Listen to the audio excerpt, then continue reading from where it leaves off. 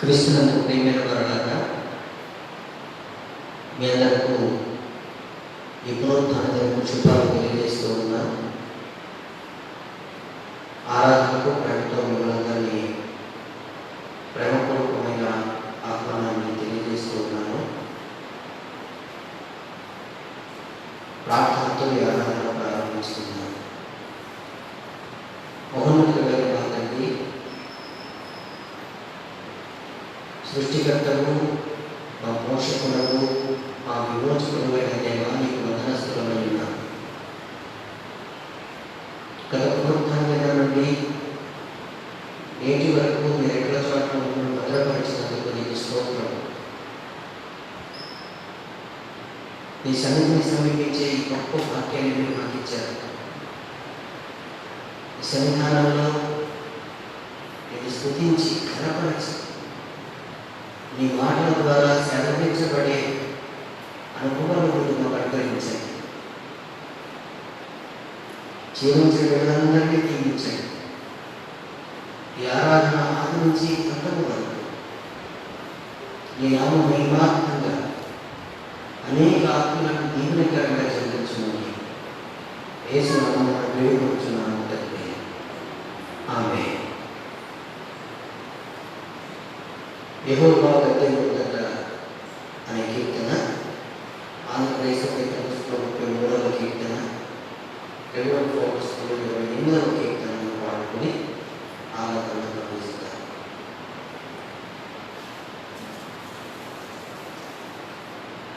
యెహోవా గద్దె ముందట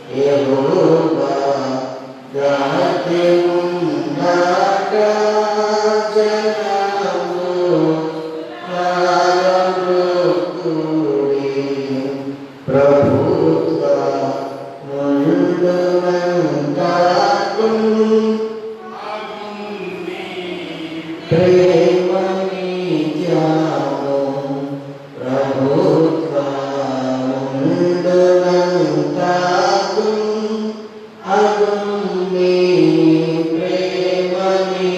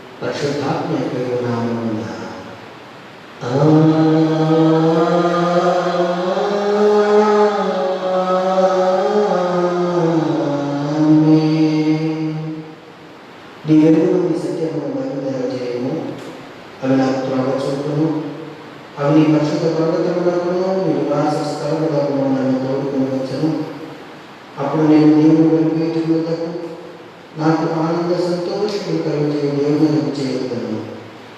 దేవా, నా దేవ, సితార వాయించు, నేను కృతజ్ఞతాస్తుతులు చెల్లించగలను. ప్రభుత్వ ప్రియులైన యథార్థ హృదయంతో మన తండ్రి దేవుని సమీపించి ఆయన ఎదుట మన పాపలను ఒప్పుకొని మన ప్రభువు యేసుక్రీస్తు పేరిట మనకు క్షమాపణ దయచేయమని వేడుకుంటాం. ప్రభువు నామము వలననే మనకు సహాయము కలుగుచున్నది.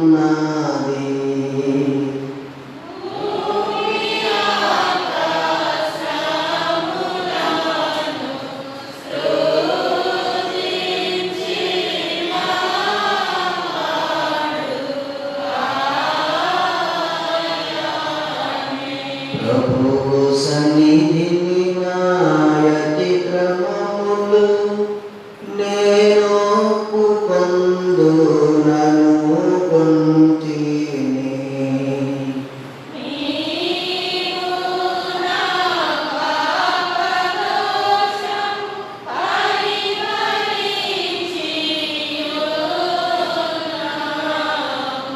మా సృష్టికర్తవు విమోచకుడైన సర్వశక్తి గల దేవ, దేవుడము పాపములకు మేము స్వాభావికంగా పాపమని అపవిత్రులమని తలంపు వలన, మాట వలన, క్రియ వలన నీకు విరోధముగా పాపం చేసి నీకు ఒప్పుకొనిచున్నాము. కావున మేము మా ప్రభువు యేసుక్రీస్తు నిమిత్తమున నీ కృపను వెతకచ్చు, వేడుకొనచ్చు, వ్యతిరేక కనికరముగా నీ యొద్దకు ఆశ్రయమునకై వచ్చుచున్నాము. మా కొరకు చనిపోవటకై నీ జనజీవ కుమారుని చిన్న దేవా, మమ్మల్ని కనికరించి ఆయన నిమిత్తమున మా సమస్త పాపములకు క్షమాపణ దయచేయండి. మేము నీ కృప చేయడం పొందినట్లు నిన్ను గూర్చియో, నీ చిత్తము గూర్చియో సరైన జ్ఞానము, నీ వాక్యము తగిన విధేయతను మరియు నీ పరిశుద్ధాత్మలో వృద్ధికొని నింపుమని మా ప్రభువు యేసుక్రీస్తు ద్వారా వేడుకొనుచున్నాను. ఆమేన్. మన పరలోకపు తండ్రి అయిన సర్వశక్తి గల దేవుడు మనల్ని కనికరించి మన కొరకు చనిపోవుటకై తన ఏక కుమారునిచ్చి ఆయన మూలమున మన పాపములన్నిటినీ క్షమించుచున్నాడు. ఆయన నామమునందు విశ్వాసం ఉంచు వారికి దేవుని కుమారులకు అధికారం ఇచ్చుచు వారికి తన పరిశుద్ధాత్మను అనుగ్రహించును. నమ్మి బాప్తిస్మము పొందిన వారు రక్షింపబడును. ఓ ప్రభువైన రక్షణ మహాందరికీ దయచేయి.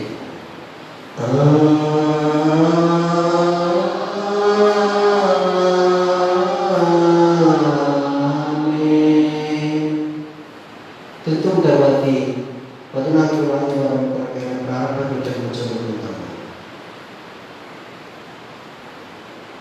దేవా,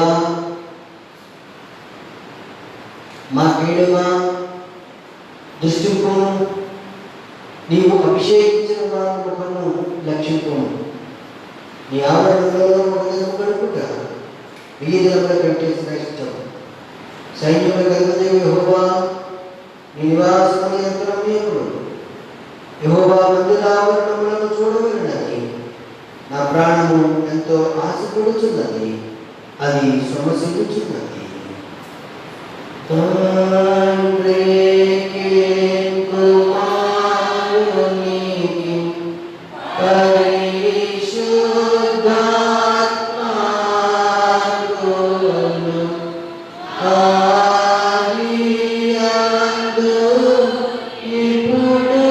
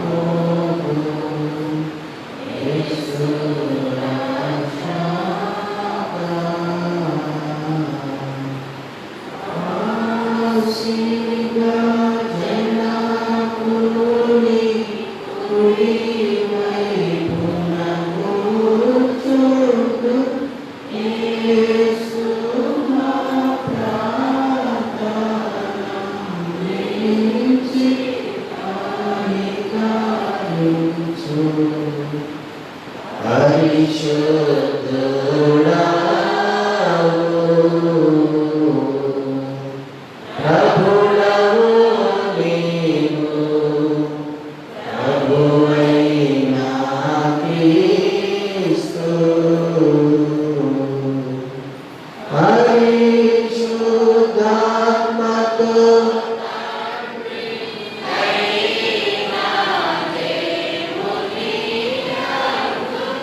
పరిపూర్ణ మహిమతో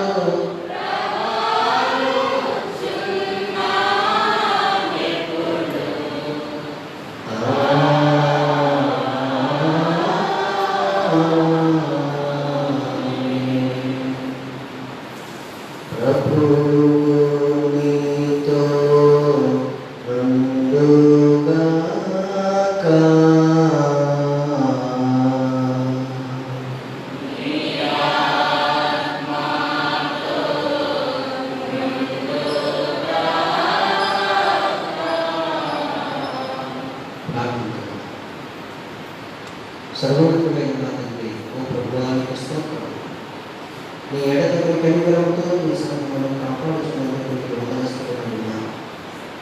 మానవుడు బలహీనపడినందున నీవు దేనికి నిలువుదారనుకుంటున్నావు కనుక హానికరంలో వాటినన్నింటినీ తప్పించి ఈ సహాయం వలన మమ్మల్ని ఎల్లప్పుడూ కాపాడి మా రక్షణకు ఉపయోగకరమైన వాటినన్నింటినీ పొందినట్లు మమ్మల్ని నడిపించుకున్నది. ఇతరుల పరిశుద్ధాత్మతో యుగంలో జీవించు పరిపాలించుచుండు. ఈ కుమారుడు మా ప్రభువైన యేసుక్రీస్తు ద్వారా వేడుకొనుచున్నాను. ఆమేన్. కూర్చోండి. త్రిత్వం తర్వాతి 14వ ఆదివారం కొరకైన లేఖన భాగంలో చదివేందుకు రావాలని కోరుతున్నాను. పత్రిక వాక్య భాగము అపొస్తలుడైన పౌలు గలతీయులకు రాసిన పత్రిక 5వ అధ్యాయము 16వ వచనం నుండి 24వ వచనం.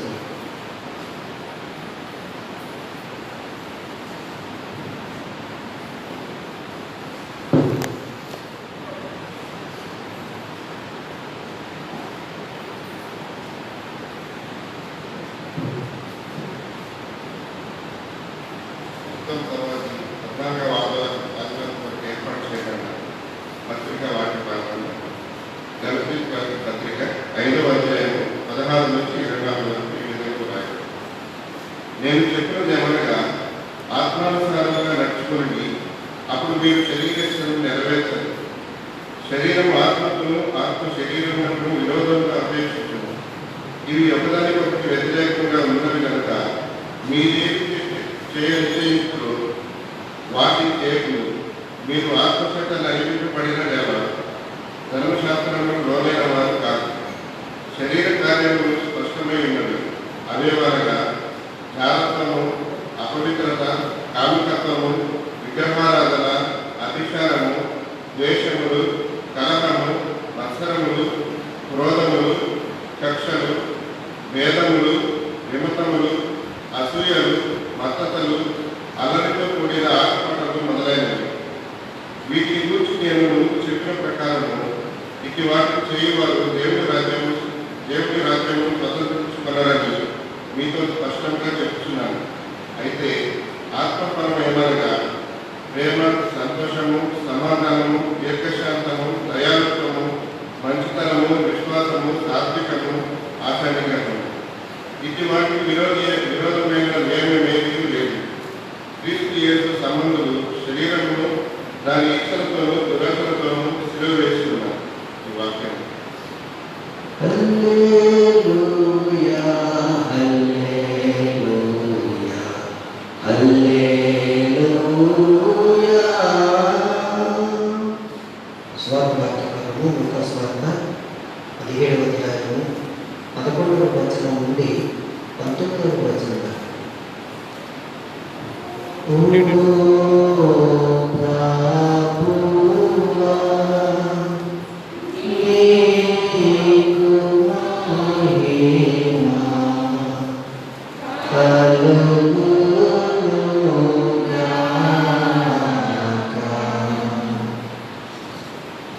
త్రిత్వం తర్వాత 14వ ఆదివారం వరకు ఏర్పాటు చేయబడిన సువార్త పాఠ్యభాగము లూకా సువార్త 17వ అధ్యాయము 11 నుంచి 19.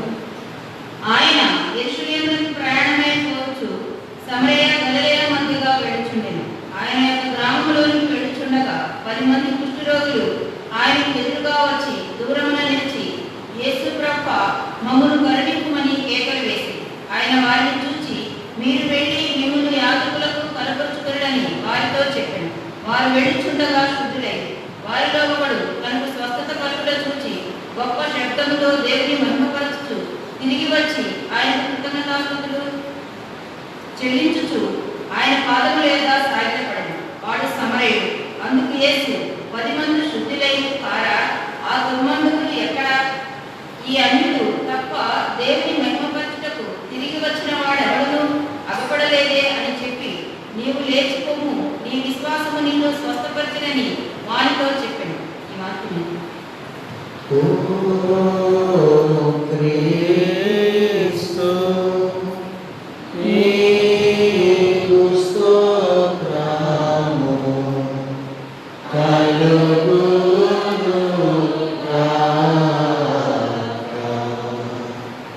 అందరూ ఒకే అపోస్తలుల విశ్వాస ప్రమాణమును మన విశ్వాసమును అంగీకరించాలి. సర్వశక్తి గల తండ్రైన దేవుడిని నమ్ముచున్నాను. ఆయన ఏక కుమారుడు మన ప్రభువైన యేసుక్రీస్తు నమ్ముచున్నాను. ఈయన పరిశుద్ధాత్మ వలన గర్భము ధరింపబడి కన్య అయిన మరేకు పుట్టి పొంతి పిలాతు అధికారం కింద శ్రమపడి సిలువ వేయబడి చనిపోయి సమాధి చేయబడినని అదృశ్య లోకంలోనికి దిగినని చనిపోయిన వారిలో నుండి 3వ దినమున లేచి పరలోకమునకెక్కి సర్వశక్తి గల తండ్రైన దేవుని కూర్చుండి ఉన్నాడని సజీవులకు మృతులకు తీర్పు చేయుటకు అక్కడి నుంచి వచ్చిన నేను నమ్ముచున్నాను. పరిశుద్ధాత్మ నమ్ముచున్నాను. పరిశుద్ధ క్రైస్తవ సంగమము, పరిశుద్ధుల సహవాసము, పాప క్షమాపణ, శరీర పునరుద్ధానము, నిత్య జీవము నేను నమ్ముచున్నాను. ఆమేన్. కూర్చోండి. వాక్య ధ్యానంలోకి ప్రవేశించడానికి ముందు అందరం కలిసి ఆంధ్రప్రదేశ్లో కేంద్రంలో 21వ కీర్తన, 20వ ఫార్మ్స్లో 8వ కీర్తన, తత్వమై నిత్యత్వమున ఏకత్వము దేవ అనే కీర్తనలు పాడుతున్నాం.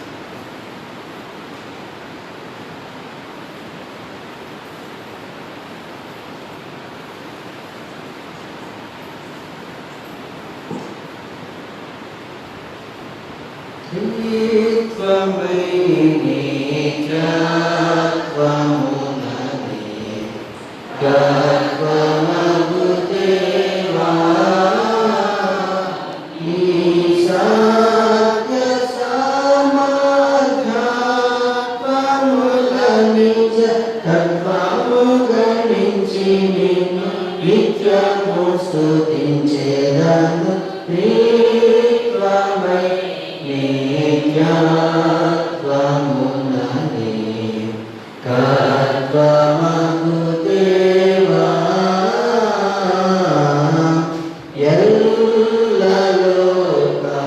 ఎల్లలోకములు సృజించిన చల్లని తండ్రి, నా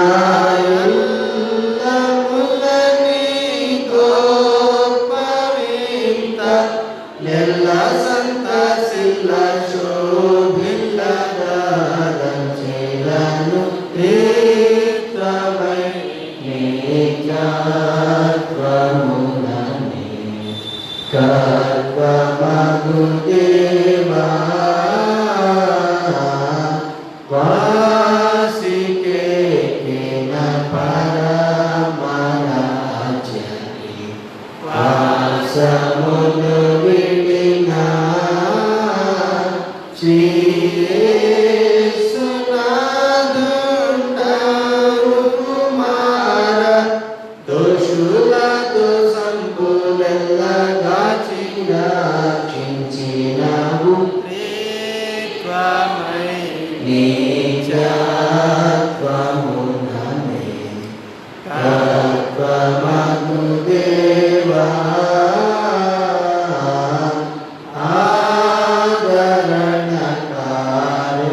ఆదరణకారుండవగు శుద్ధాత్ముడా దేవా,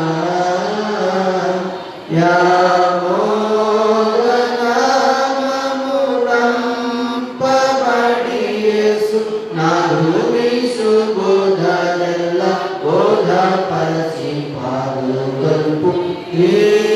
త్వమై నిత్యత్వముననే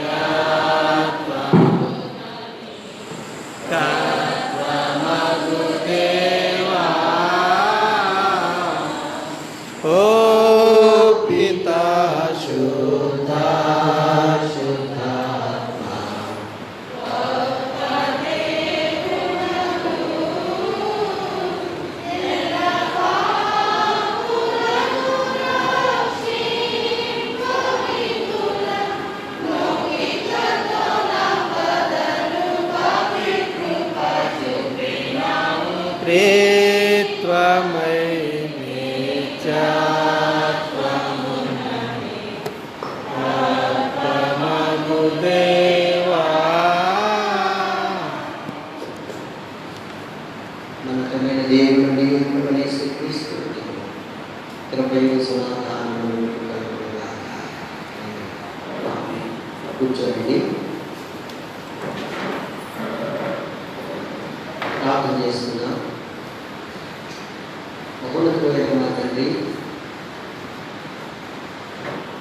కనికరమూర్తి, నీకు స్తోత్రములు చెల్లిస్తున్నాం.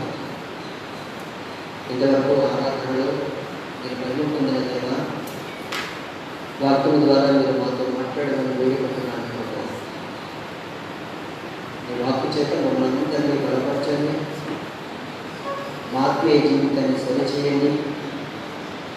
నీకు ప్రియులుగా జీవించగలిగినటువంటి ధన్యత ప్రతి ఒక్కరికి దయచేయాలి. నన్ను బలపరిచి నీ మాటలనే నమ్మకంగా నడిపించు. యేసు నామమున వేడుకొనుచున్నాము తండ్రి. ఆమేన్. క్రీస్తునందు ప్రియమైన వారులారా, అందరికీ మన ప్రభువు రక్షకుడైన యేసుక్రీస్తు వారి పరిశుద్ధ నామమున శుభాలు తెలియజేస్తున్నాను. ఋతువు తర్వాతి 14వ ఆదివారంలో ప్రవేశపెట్టిన దేవాది దేవునికి వందనాలు, స్తోత్రాలు చెల్లిస్తూ ఉంటాను.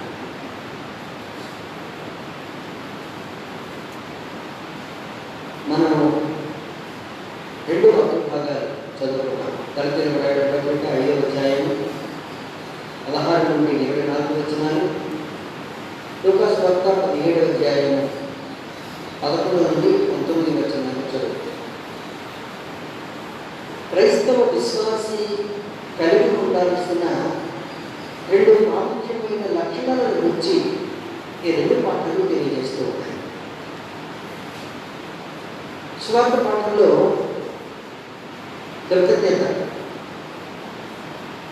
కృతజ్ఞత కలిగి ఉండాలి.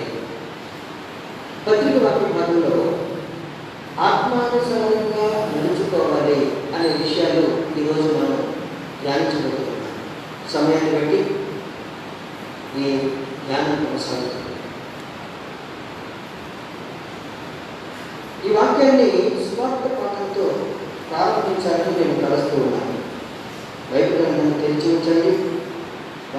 వాక్యంతో సరిచూస్తూ ధ్యానించడం మనకు దీవెనకరంగా ఉంటుంది. లూకాసు వార్త 17వ అధ్యాయం 11 నుంచి 19 వచనాలు. యేసుక్రీస్తు ప్రభు 10 మంది కుష్ఠరోగులను స్వస్థపరిచిన సంఘటన. ఈ సంఘటన సమరయ గలిలయ సరిహద్దుల్లో జరిగింది. యూదీయ మతపరంగా కుష్ఠరోగి కుటుంబంతో కలిసి జీవించడానికి వీలేదు. సమాజానికి దూరంగా ఐసోలేట్ అయి ఉండాలి. ఊరు వెలుగుని జీవితం వారి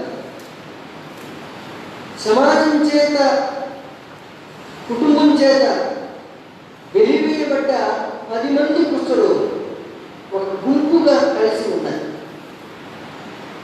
ఈ గుంపులో యూదులు ఉన్నారు, సమరయులు కూడా ఉన్నారు. వాస్తవానికి యూదులు సమరయులతో సంబంధం పెట్టుకోరు, కానీ వారి కుష్ఠరోగం వారిని ఏకం చేసింది. ఇప్పుడు కరోనా పాండమిక్ సిచ్యువేషన్లో కొన్ని పదాలను మనం తరచుగా వాడుతున్నాం. ఐసోలేషన్ అనే పదం. ఐసోలేషన్ అడవి తక్కిన వాడు ఐసోలేషన్కి పంపిస్తున్నారు చాలా మంది.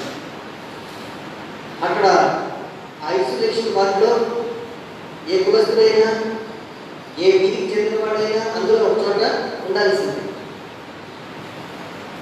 ఇక్కడ అందరినీ ఏకం చేసింది ఒక వ్యాధి. ఆ రోజు యూదులు సమరయులు ఒకరితో ఒకరు సంబంధం పెట్టుకోని వ్యక్తులే, కానీ కుష్టు వ్యాధి వారందరినీ ఏకం చేసింది. 10 మంది ఒక గుంపుగా ఉన్నారు. ఒక విషయం మీరు గమనించండి.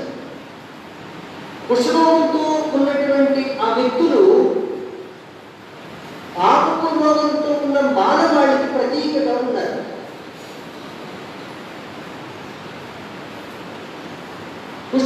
ఈరోజు కనిపించడం లేదు, మటుమయమైంది. మనలో ఎవ్వరికీ ఆ వ్యాధి లేదు. కానీ మనందరిలో పాపరోగం ఉంది. బైబిల్ చెప్తుంది, అందరూ పాపము చేసి దేవుడు అనుగ్రహించి మహిమను పొందలేకపోతున్నారు అని. ఆ రోజు కుష్ఠవ్యాధిగ్రస్తులు ఈరోజు పాపము రోగంతో ఉన్న మానవాళికి ప్రతీక.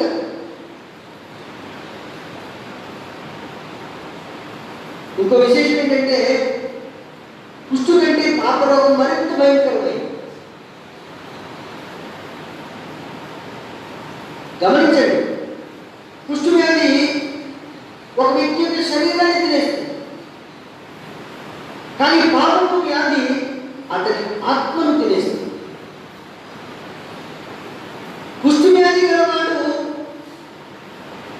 పాత నిబంధన గ్రంథంలో సంఖ్యాకాండం 12వ అధ్యాయము 12వ వచనంలో శవము వలె లెక్కింపబడ్డాడు. పాపరోగం కలిగినటువంటి వ్యక్తి ఆత్మీయంగా చచ్చిన వారిగా లెక్కింపబడ్డాడు. ఎఫెసీయులకు రాయబడిన పత్రిక 2వ అధ్యాయం 1వ వచనం. కుష్ఠవ్యాధి కలిగిన వాడు ఊరి నుంచి బయటకు నెట్టివేయబడతాడు. పాపరోగంతోనే బ్రతికి పాపరోగంతోనే మరణించిన వ్యక్తి నరకంలోకి నెట్టివేయబడతాడు.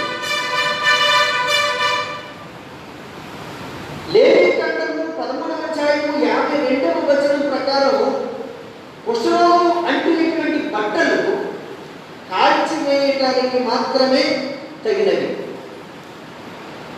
పాపరోగంతోనే జీవించినటువంటి వారు నరకాగ్నిలో సమిధలుగా కాల్చబడతారు.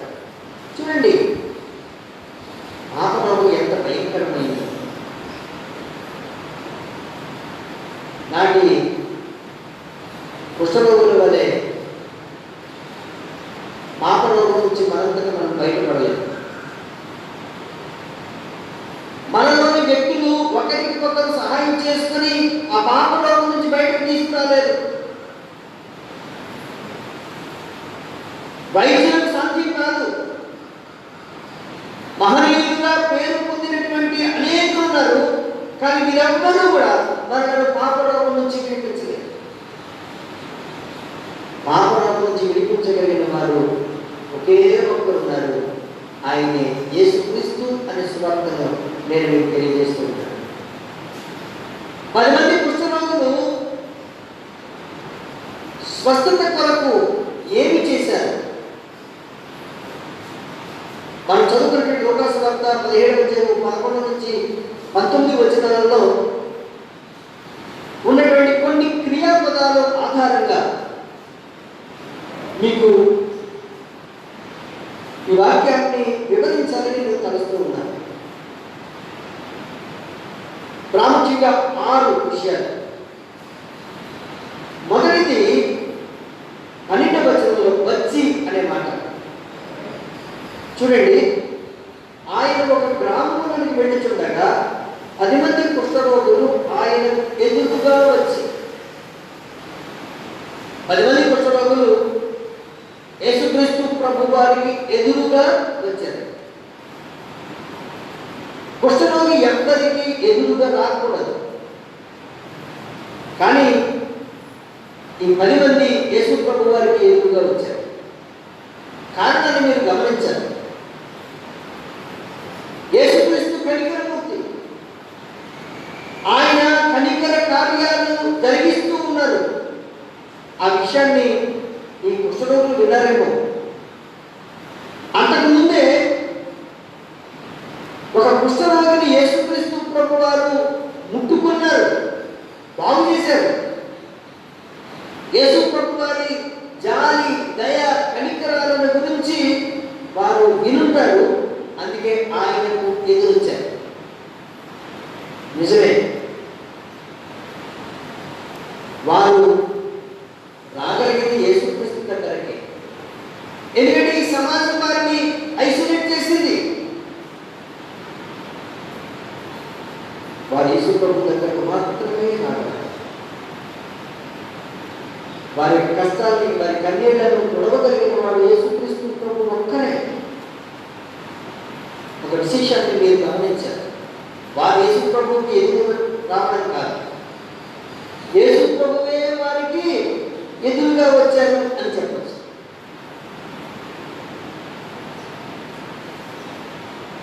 ఒక పాపి పరిశుద్ధుడైన దేవునికి ఎదురుగా రాలేడు.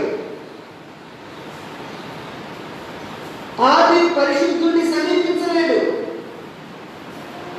కనుక ప్రేమమయుడు మహాపరిశుద్ధుడైనటువంటి దేవుడు ఈ పాప పంకిలమైన మానవతకు ఆయనే ఎదురు వచ్చాడు. పరలోకాన్ని విడిచిపెట్టి ఈ భూలోకానికి మానవ శరీరాన్ని ధరించి ఆయనే వచ్చాడు. ఎంత శ్రేష్టమైనటువంటి సంగతి! మనం ఆయన ఎదురు వెళ్ళలేము, కానీ ఆయనే మనల్ని వెతుక్కుంటూ వచ్చాడు. ఆయన ప్రేమను మనం అర్థం చేసుకోవాలి. మన ప్రభు ఎందుకు గొప్పవాడో మనం గుర్తించాలి. రెండవది, వారు దూరమున నిలిచి, అదే 12వ వచనంలో ఉన్న మాట, దూరమున నిలిచి. ధర్మశాస్త్రము కుష్ఠరోగులను అపవిత్రులుగా ఎంచి మనుషులకు, మందిరానికి, సమాజానికి దూరంగా ఉంచింది. దూరంగా. ఇప్పుడున్నటువంటి కరోనా టైంలో ఇంకొక మాట వింటాం, ఐసోలేషన్ తర్వాత ఇంకొక మాట ఏంటంటే distance, physical distance. Physical distance. ఒక కుష్ఠ వ్యాధి గలవాడు పొరపాటున ఎవరికైనా ఎదురు పడితే 50 గజాల దూరంలో నిలబడాలి. అది చట్టం, యూనియ చట్టం. డిస్టెన్స్ మెయింటైన్ చేయాలి. ఈ 10 మంది కుష్ఠరోగులు దూరమున నిలిచి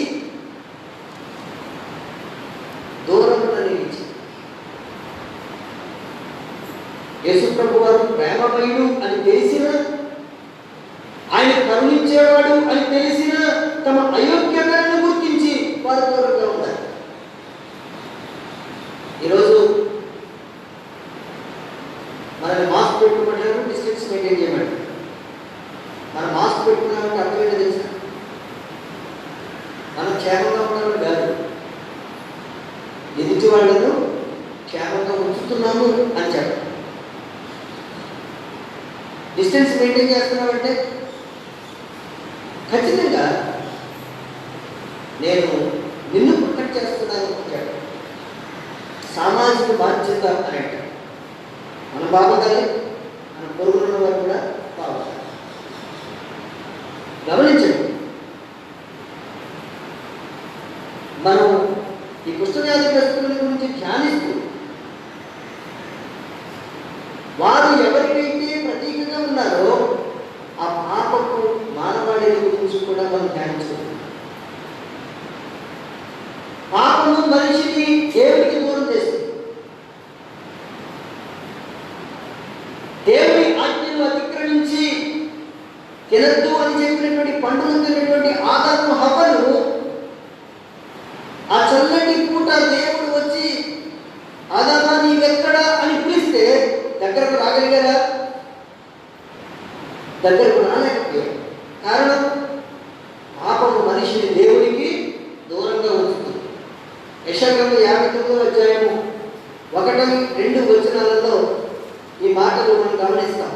నేను మొదటి వచనంలో 2వ భాగం చదువుతున్నాను. మీ దోషములు మీకును మీ దేవునికి అడ్డముగా వచ్చెను, మీ పాపములు ఆయన ముఖమును మీకు మరుగుపరచను. దేవునికి మానవునికి అడ్డుగా రాగలిగినవి ఏవైనా ఉంటే అవేంటంటే మానవ పాపాలే. మానవ పాపాలే. ప్రేమిల వల్ల పాపము మనిషిని దేవుడికి దూరం చేస్తుంది. ఆ విషయాన్ని గుర్తించాలని నేను కోరుకుంటున్నాను. మూడవది, వారు కేకలు వేశారట. కేకలు వేశారు. 13వ వచనాన్ని చదువుకుందాం. యేసు ప్రభువా మమ్మల్ని కరుణించుమని కేకలు వేసిరి.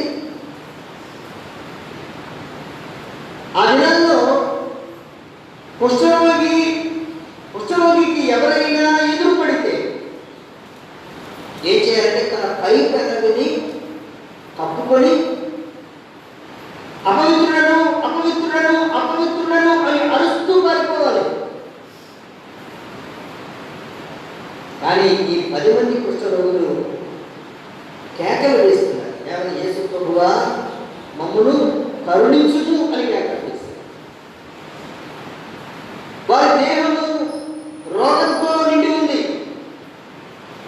వారి మనస్సు వేదనతో నిండి ఉంది, వారి అంతరంగము పాపముతో నిండి ఉంది. ఈ స్థితిలో వారు దేవునికి మొర్ర పెడుతూ కేకలు వేశారు. వారి కేకలు కేవలం శారీరక సంబంధమైన స్వస్థత కొరకే కాదు. వారి ప్రార్థన గురించి చూడండి. యేసు ప్రభువా మమ్మును కరుణించుము. దేవుని యొక్క కరుణ కొరకు వారు ప్రార్థిస్తున్నారు. ప్రియమైన వారులారా, కుష్ఠరోగులు తమ అవసరత ఏమిటో గుర్తించారు. వారికి స్వస్థత కావాలి. యేసుక్రీస్తు రక్షకుడు, యేసుక్రీస్తు మమ్మల్ని కరుణించేవాడు అని విశ్వసించారు. మమ్మల్ని కరుణించమని ప్రార్థించారు. మరి ఎక్కడెక్కడ గుర్తించావా? ఎక్కడెక్కడ గుర్తించావా? నాకు పాపరోగం ఉంది, నాకు రక్షణ కావాలి, పాపం నుంచి విడుదల కావాలి అని గుర్తించావా? యేసుక్రీస్తు రక్షకుడు, పాప విమోచకుడు అని విశ్వసించావా? ఆయనకు ఎలుగెత్తి ప్రార్థన చేయగలుగుతున్నావా? నువ్వు ప్రార్థిస్తే నీ ప్రార్థన ఆలకించేవాడు మనం దాటిపోడు. నీ ప్రార్థన ఆలకించి నీ అవసరత ఎలాంటిదైనా, నీ కష్టం ఎలాంటిదైనా, ఎంత ఘోర పాపమైనా, భయంకరమైనటువంటి రోగిమైనా నిన్ను క్షమించి స్వస్థపరచడానికి, విడిపించడానికి ఆయన సిద్ధంగా ఉన్నాడు. మన మొరడిని మనపక్షంగా అద్భుతాలు చేసేటువంటి దేవుడు మన దేవుడు. వినయాగా ఉన్నట్లు నా చెవులు మందము కాలేదు అని సెలవించారు. గమనించండి, మనం మన అక్కలను గుర్తించాలి. మనం యేసుక్రీస్తు రక్షకులను విశ్వసించాలి. మనం ఆయనకు మొరపెట్టాలి. 4వది, వారు వెళ్ళారు. చూడండి 14వ వచనంలో ఉన్న మాట. ఆయన వారిని చూసి మీరు వెళ్ళి మిమ్మల్ని యాజకులకు కనపరుచుకున్నదని వారితో చెప్పాడు. వారు వెళ్ళుచుండగా శుద్ధులయ్యారు. ప్రభువు చెప్పారు, మీరు వెళ్ళండి, నీ యాజకులకు కనపరుచుకోనండి. కుష్ఠు నుండి వారు స్వస్థత పొందుకోవడానికి ఇక్కడ ఒక బలీయమైనటువంటి కారణం మనం గమనించాలి. మీరు వెళ్ళండి అని యేసు ప్రభు చెప్పినప్పుడు మేము బాగుపడ్డాక వెళ్తాం అనల్లా. వారు విధేయతతో, విశ్వాసంతో అడుగు వేశారు. మనం గమనించినట్లయితే పాత నిబంధన కాలంలో నయమానును ఎలీషా ప్రవక్త నీవు వెళ్ళి యోర్దాను నదిలో 7 మార్లు మునుగు అని అన్నారు. అదే యేసు ప్రభు వారు తన పరిచర్య ప్రారంభంలో లూకా సువార్త 5వ అధ్యాయం 12, 13 వచనాలలో ఉన్న సంఘటన నేను జ్ఞాపకం చేస్తున్నాను. ఒక కుష్ఠరోగి వచ్చి ప్రార్థిస్తే అతనిని ముట్టుకొని బాగు చేశారు. కానీ ఇప్పుడు యేసు ప్రభు యోర్దాను నదిలో మునుగమని చెప్పలేదు, ఆ కుష్ఠరోగులు ముట్టుకోలేదు. ఆయన ఒకే ఒక మాట అన్నారు, మీరు వెళ్ళి యాజకులకు కనబరుచుకోరండి. చూడండి, దేవుడు ఒక్కొక్కరి జీవితంలో ఒక్కో విధంగా కార్యాన్ని జరిగిస్తాడు. ఆయన సర్వభౌముడు,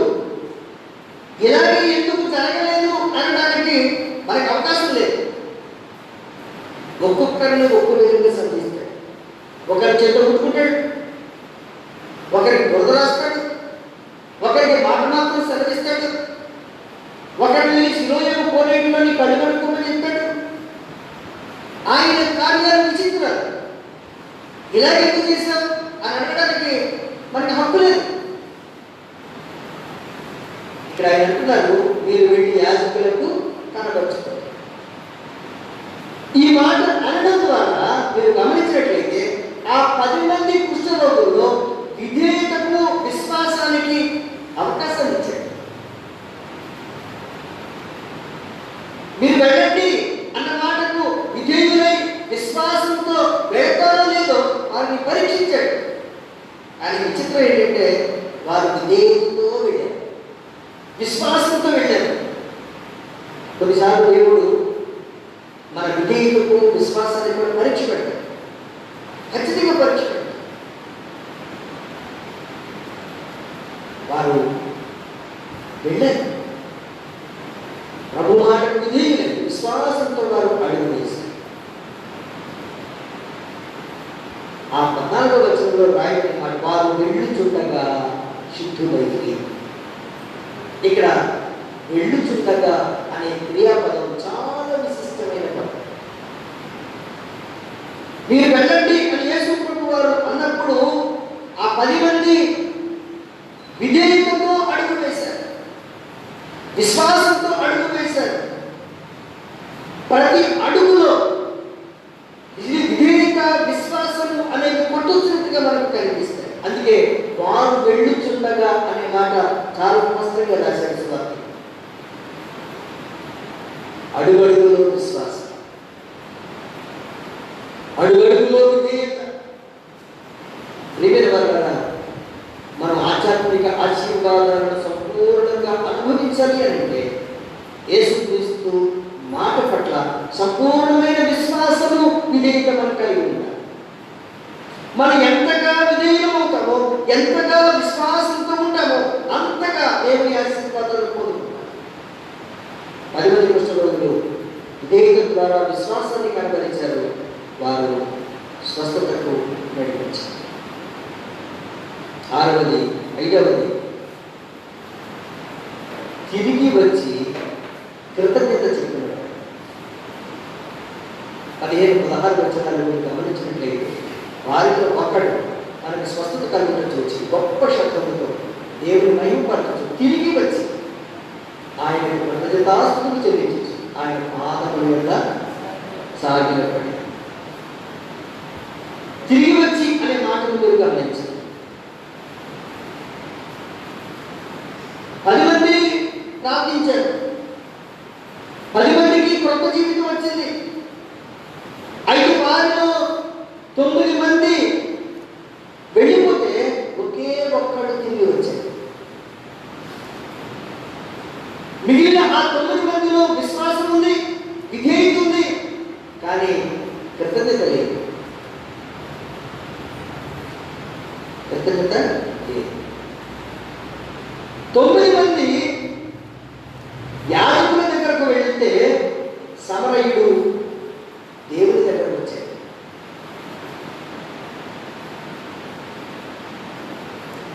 9 మంది యాజకుని ద్వారా శుద్ధులు అని ప్రకటించబడితే ఈ సమరయుడు దేవుని కుమారుని ద్వారా రక్షింపబడినట్లు ప్రకటింపబడ్డాడు. మీరు ఆ మాట గమనించినట్లయితే 19వ వచనం, నీవు లేచిపోము, నీ విశ్వాసములను స్వస్థపరిచను అని వారితో ఆ 9 మంది శారీరకంగా మాత్రమే స్వస్థత పొందుకున్నారు. కానీ సమరయుడైతే శారీరకంగాను మానసికంగాను ఆత్మీయంగా కూడా స్వస్థపరచబడ్డాడు. 9 మంది కుటుంబాల దగ్గరకు వెళ్ళి వారి వారి కుటుంబాలతో సంతోషిస్తూ ఉండొచ్చు, కానీ సమరయుడు మాత్రం తనను స్వస్థపరిచిన యేసు దగ్గరకు వచ్చి తిరిగి వచ్చి ఆయనను మహిమపరుస్తూ ఘనపరుస్తూ కృతజ్ఞతాస్తుతులు చెల్లిస్తూ ఆయన పాదాలను సాగిపడ్డాడు. ఇక్కడ 2 జాబితాలు చూపిస్తున్నాడు భక్తులు. ప్రభువారు అడుగుతున్నారు, మిగిలిన ఆ 9 9 మందితో కూడిన జాబితా ఒకటి, ఒక్కరితో కూడినటువంటి ఏ జాబితాలో ఉన్నావో పరిశీలించుకోవాలని నేను మీకు తెలియజేస్తూ ఉన్నాను. చాలాసార్లు మనం ప్రార్థించడానికి తొందరపడతాం, కానీ కృతజ్ఞతాస్తుతులు చెల్లించడానికి వెనకబడతాం. ప్రార్థించమని కోరావు, దేవుడు నీ జీవితాన్ని దర్శించాడు, అద్భుతం చేశాడు, మరి కృతజ్ఞత చెల్లించడానికి అంత తొందర ఎందుకు లేదు? ప్రియమైన వారు, మనం ఆయనను మహిమపరచాలి, కృతజ్ఞతాస్తుతులు చెల్లించాలి. నేను ముగిస్తూ ఉన్నాను, సమయం అయిపోతాను. దేవుడు చేసినటువంటి మేలులను మరిచిపోవడం మూర్ఖత్వం. దేవుడు చేసిన ఉపకారాలను మనం కృతజ్ఞతగా జీవించడం క్రైస్తవ లక్ష్యం. దేవుడు మన నుంచి కృతజ్ఞతను కోరుకుంటున్నాడు. పొందిన మేలులపై నీవు కృతజ్ఞత కలిగి ఉన్నావా? ఆయన పరలోకాన్ని విడిచిపెట్టి భూలోకానికి వచ్చి నీ కొరకు కల్వరిలో రక్తాన్ని కార్చి నేను రక్షించినటువంటి దేవా, నీవు నన్ను రక్షించావు కనుక నీకు కృతజ్ఞతలను చెప్పగలిగేవా? నీ జీవితంలో నీవు ఈ స్థితిలో ఉండడా దేవుడు నిన్ను కాపాడుతూ వచ్చాడు. వ్యాధి బాధలో నిన్ను స్వస్థపరిచాడు. భయంకరమైన దినాల్లో నిన్ను పోషించాడు. చదువుకోవడానికి తల్లి జ్ఞానాన్ని ఇచ్చాడు. బ్రతకడానికి కావలసిన మంచి జీవనోపాధి ఉద్యోగాన్ని ఇచ్చాడు. నీకు కుటుంబాన్ని ఇచ్చాడు, బిడ్డలను ఇచ్చాడు. అడుగడుగునా దేవుడు చేసినటువంటి మేలులే మనకు కనిపిస్తాయి. మనం చూడగలగాలి. చాలాసార్లు మన అవసరాలు మనకి కనిపిస్తూ ఉంటాయి,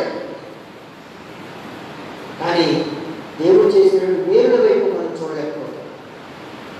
ప్రియమైన వారలారా, దేవుడు మనకు మంచి ఆత్మీయ ఆహారాన్ని అందించి మన ఆత్మలను పోషిస్తున్నాడు.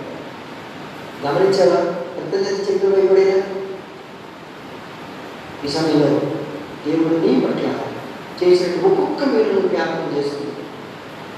దేవునికి కృతజ్ఞతాస్తుతులు చెల్లించాలని, కృతజ్ఞులుగా జీవించదు మన విధి అనే విషయాన్ని నేను జ్ఞాపకం చేస్తూ ఈ మాటలు వినిపిస్తూ ఉన్నాను. దేవుడు మిమ్మల్ని దీవించి అట్టి కృతజ్ఞత భావనకు మిమ్మల్ని నడిపించగాక. ఆమేన్.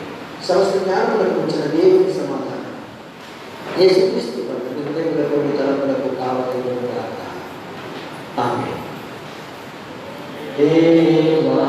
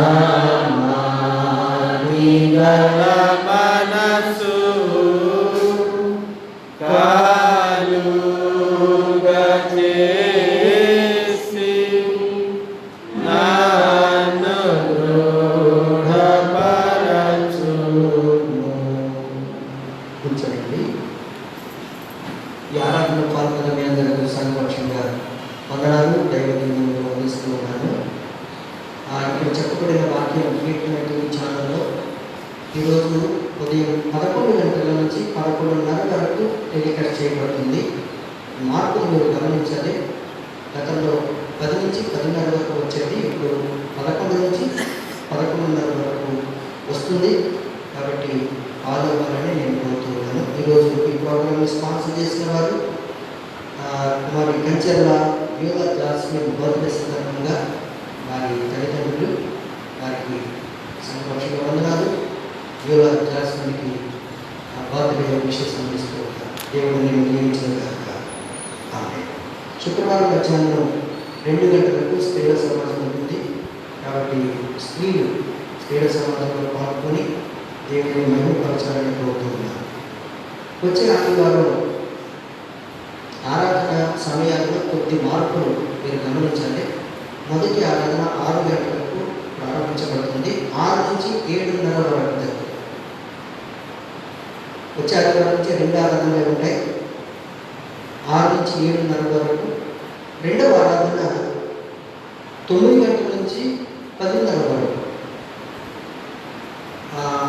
6 గంటలకు వచ్చేవారు మీరు యథాతథంగా 6 గంటలకు వచ్చేసేయండి. కానీ ఇప్పుడు జరుగుతున్నటువంటి 2, 3 ఆరాధనలో ఉన్నవారు 9 గంటల ఆరాధనకు రావాలని నేను వారిని కోరుతున్నాను. ఎందుకంటే 2, 3 ఆరాధనలు కలిస్తే ఒక సర్వీస్ సరిపోతున్నాయి.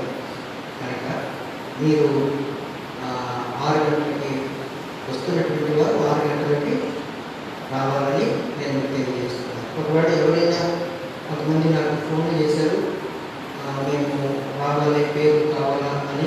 ఏం లేదు, దేవుడి దగ్గర మనకి ఇక్కడ స్థలం ఉంది కనుక ఎవరు ఇబ్బంది పడకుండా నా పేరు లిస్టులో లేదే అనేటువంటి ఆ సందేహాలు ఏమి లేవు. రండి. అయితే వచ్చే వారం 2 ఆరాధనలు ఉంటాయనే సంగతిని నేను జ్ఞాపకం చేస్తున్నాను. మరో ప్రాముఖ్యమైన విషయం వచ్చి ఆదివారం నవరాత్రి భోజన సంస్కారం సిద్ధపడి రావాలని నేను తెలియజేస్తున్నాను. సుదీర్ఘ కాలం తర్వాత తిరిగి నవరాత్రి భోజనంలోకి ప్రవేశించబోతున్నాం. కాబట్టి మేము సిద్ధపడి రావాలని తెలియజేస్తున్నాను. ఒక వివాహ ప్రకటన. ఏటగ్రహాలు కాపురస్తులు గుండ్రా సుబ్బారావు గారి కుమార్తె సుజన్యకును కృష్ణా జిల్లా ఘంటసాల మండలం వేములపల్లి కాపురస్తులు పొల్లాడుతున్న మార్పు ప్రసన్న కుమార్ గారి కుమారుడు దైవ ప్రణీత్కును ఈ నెల 15వ తేదీ ఉదయం 10 గంటలకు వెస్ట్ ప్యారిష్ చర్చ్ నందు వివాహం జరుగును. ఈ వివాహ వ్యవస్థలో ప్రవేశించబోతున్న యవనస్తులను ప్రార్థించండి. ఈ వివాహానికి సంబంధించి ఏవైనా ఆక్షేపణలు ఉన్నట్లయితే వివాహపు తేదీలో తెలియజేయాలని తెలియజేస్తున్నారు. ఈరోజు నీట్ ఎగ్జామ్ జరుగుతుంది. మరి నీట్ ఎగ్జామ్ రాసిన వాళ్ళు ఉన్నారా? లేనట్టయితే మీరందరూ కూడా మన పిల్లలు నీట్ ఎగ్జామ్ రాస్తున్నారు చాలామంది. వారి కొరకు మీ వ్యక్తిగత ప్రార్థనలో జ్ఞాపకం చేసుకోవాలని నేను కోరుతున్నాను. లేచి నిలబడి ప్రార్థన చేస్తున్నాను. ప్రార్థన కూర్చోండి. కానుకలు సేకరించుకుందాం. కానుకలు కృతజ్ఞతాపూర్వకంగా ఎవరైనా కానుకలు తీసుకుని వచ్చింటే ముందుకు రండి. కృతజ్ఞత కానుకలు ప్రార్థన చేయాలి.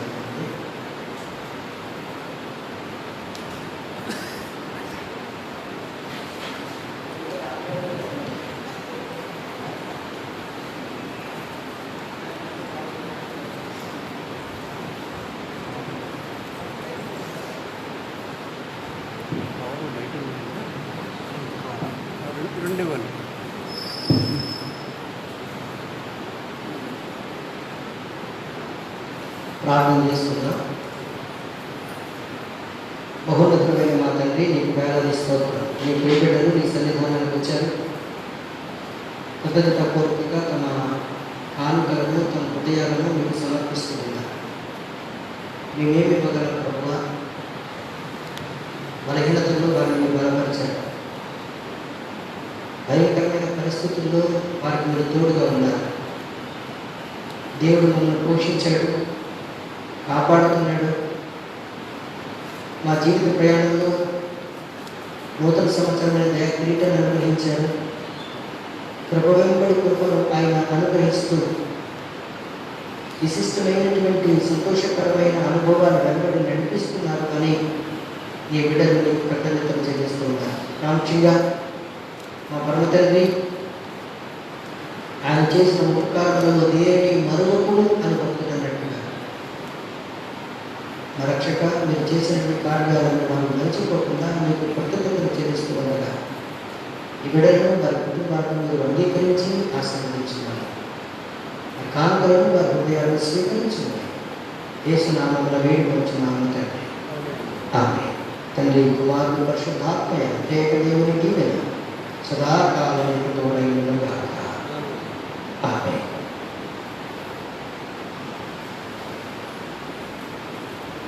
సంఘ కానుకలు సేకరించుకుందాం. డీకన్స్ వచ్చి కానుకలు సేకరిస్తారు. నీ ధనము నీ ఘనము అనేది పల్లవి వచ్చారు. నీ ధనము నీ ఘనము ప్రభు యేసువే, నీ సమాధానము నీయ వెనుదీతువా వెనుదీతువా ధనుల ధనధాన్యము నీయగా కరుణించి కాపాడి రక్షింపగా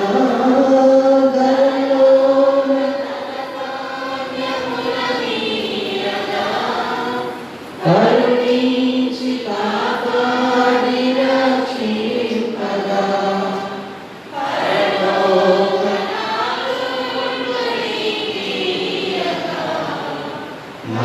యేసు కొరకీయ వెనుదీతువా నీ ఘనము నీ ఘనము ప్రభు యేసువే, నీ సమాధానము నీయ వెనుదీతువా వెనుదీతువా అంతలు ప్రభు నీకియగా గుట్టలు నీకు దయచేయగా పాడి పంటలు ప్రభువు గుట్టలు నీకు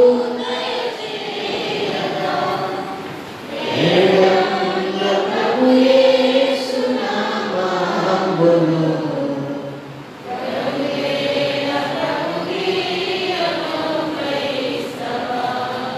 నీ ఘనము నీ ఘనము ప్రభు యేసువే, నీ సమాధానము నీయ వెనుదీతువా వెనుదీతువా నీకిచ్చు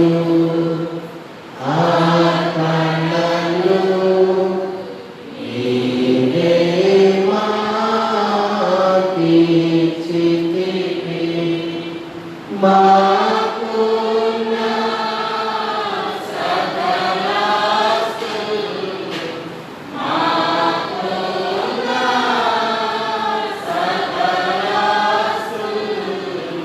మా ప్రభువాయ నీవే కదా నీకిచ్చు అర్పణలు నీవెప్పుడు గైకొనుమా. వినయంగా ప్రార్థన చేసుకుందాం. బహుళమైన మా తండ్రి, సర్వశక్తికి కనికరం గల మా గొప్ప దైవానికి స్తోత్రములు చెల్లిస్తున్నాను. మీరు మా దేవునిగా మా ప్రభువుగా ఉన్నందుకు మీకు స్తోత్రములు ప్రభువు. ఈ అపారమైన ప్రేమ ఈ కరుణ మేము అనుక్షణం అనుభవిస్తూనే ఉన్నాం. మా హృదయాన్ని కృతజ్ఞతతో నిండి నీ పాద సన్నిధిని సమీపించి మేము నీకు సమర్పిస్తూ ఉన్నాం. మమ్మల్ని అంగీకరించండి, ఆశీర్వదించండి. ఆరాధనలో చేయించిన జీవిత సమృద్ధిగా కుమరించుకుని వేడుకుంటున్నాను. బలహీనంగా ఉన్న వారిని బలపరచండి, సమస్యలు ఉన్న వారిని గుర్తించండి, చదువుకోవాల్సిన బిడ్డలకు జ్ఞానం ఇవ్వండి. ఈరోజు నీటి ఎగ్జామ్ రాయబోతున్నారు. మా తండ్రి, వారికి జ్ఞానం ఇవ్వండి, పరిశుద్ధాత్మ నడిపించనివ్వండి. ఎలాంటి ఆందోళన లేకుండా వారు పరీక్షలో పాల్గొని మంచి ర్యాంక్ తీసుకోవడానికి కావాల్సినటువంటి జ్ఞాన సంపత్తిని వేడుకుంటున్నారు. మా రక్షకుడు ఈ కరోనా వైరస్ నుంచి మాకు విడుదల చేయకుంటున్నాం. ఎంతో మంది వైరస్ బాధలు బాధపడుతున్నారు, తమ పిల్లలు కోల్పోయిన బాధపడుతున్నారు. వారిని మీరు ఆదరించమని స్వస్థపరచమని వేడుకుంటున్నాను తండ్రి. వ్యాక్సిన్ కనుగొనడానికి శాస్త్రజ్ఞులకు మంచి జ్ఞానాన్ని దయచేయండి. ఈ పరిస్థితి నుంచి మా విడుదల కలిగించండి. మా పాప దోషాలన్నీ మీరు క్షమించమని ప్రార్థిస్తున్నాను. మా పరమ తండ్రి ఈ రోజున విడుదలను కలిగించండి. మా సంఘాన్ని, సంఘంలో ఉన్న ప్రతి కుటుంబాన్ని, ప్రతి వ్యక్తిని ఆశీర్వదించండి. మా గుడ్డల పట్టణాన్ని దీవించండి. ప్రతి ఒక్కరూ నీ సన్నిధిని సమీపించున్నారు. ప్రతి ఒక్కరు నీ సన్నిధిలో ఉండినట్టుగా, ప్రతి నాలుగుని స్థుతించినట్టుగా స్వార్థ ప్రతి హృదయంలో నాటింపచేయని వేడుకుంటున్నాను. రాష్ట్రాన్ని మా దేశాన్ని దీవించండి. ప్రతి వారందరికీ గురించి మనస్సు ఇవ్వండి, జ్ఞానం ఇవ్వండి, మంచి పరిపాలన అందించి తీసుకువారిని నడిపించండి. ఏఎల్సి సంఘం కొరకు, సంఘ అధికారుల కొరకు, నాయకుల కొరకు ప్రార్థిస్తున్నాను. వారందరినీ మేము దీవించున్నాం. ఈ సంఘం కొండ మీద కట్టబడిన పట్టణం వలె అనేక మందికి వెలిగించే సాక్ష్యంగా ఉన్నట్టుగా రూపొందించుకుని వేడుకుంటున్నాం. అప్పుడంతటి నీ సేవకంగా విడిపించిన కానుకలను వారి హృదయాలను స్వీకరించండి. వారికి నిరంతరంగా దయచేయండి, దీవించి పంపించండి. యేసునామమున వేడుకొనుచున్నాను తండ్రి, ఆమేన్. పరలోకమందున్న మా తండ్రి, నామం పరిశుద్ధపరచబడునుగాక. నీ రాజ్యం వచ్చునుగాక. నీ చిత్తం పరలోకమందు నెరవేరుచున్నట్టు భూమి మీద నెరవేరునుగాక. మా ఆహారము నేడు మాకు దయచేయి. ప్రార్థన చేసిన వారిని క్షమించిన ప్రకారం మా ప్రార్థన క్షమించు. శోధనలోనికి తప్పించు. రాజ్యము, శక్తి, మహిమయు నిరంతరం నీవైన నీవే. ఆమేన్. ఆమేన్. ప్రభు నిన్ను ఆశీర్వదించి నిన్ను కాపాడుగాక. ప్రభు నీకు తన సన్నిధి ప్రకాశింపజేసి నిన్ను కరుణించుగాక. ప్రభు నీ మీద తన సన్నిధి కాంతిని ఉదయింపజేసి నీకు సమాధానం కలుగజేయుగాక. ఆమేన్.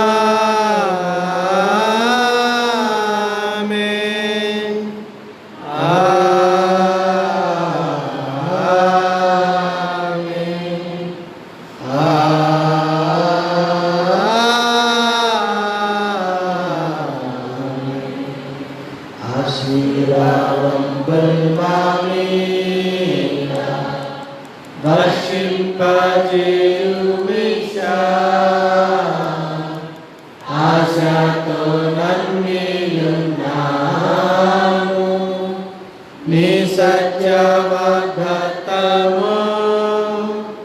ఈ మహిమేనా తున్మరించుము దేవా. కమ్మర ప్రేమ వర్షము తున్మరించుము దేవా.